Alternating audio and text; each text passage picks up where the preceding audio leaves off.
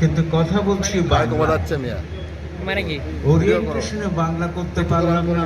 না প্লিজ বাংলাদেশে তো বাংলা রাষ্ট্রভাষা। হাত লাগে গেছে। এটা হলো দিগদর্শন অনুষ্ঠান, অর্থাৎ তোমরা বিশ্ববিদ্যালয়ে এসেছ, কেমন ভাবে থাকবে, পড়বে ইত্যাদি নিয়ে তোমাদেরকে দিগদর্শন দেওয়া, নির্দেশনা দেওয়া।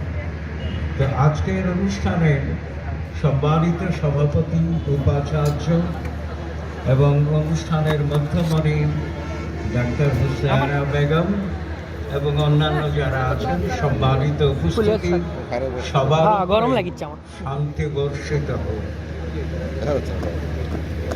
আরে খালি রেকর্ড করো, দেখে কি করবা? ৬,৯০০টি মাতৃভাষা আছে। সব ভাষাই আল্লাহর সৃষ্টি।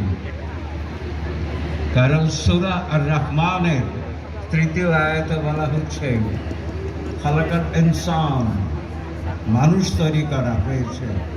আল্লামাহুল বায়ান, মানুষের মুখে ভাষা দেওয়া হয়েছে। হাতে আগুন ধরে গেছে। ভাষাবিদরা বলবেন ভাষা মানুষ তৈরি করেছে। তোমার দেখো ঠিকই আছে, কোনো সংঘাত নেই, কোনো সংঘর্ষ নেই। ও ওর কথা করছি মানুষের মুখে হাতে ভাষার বিবর্তন হয়েছে। তো সেই জন্য ভিডিও হচ্ছে এমন কোনো কথা আমি আসসালামু আলাইকুম না বলে বাংলা কথা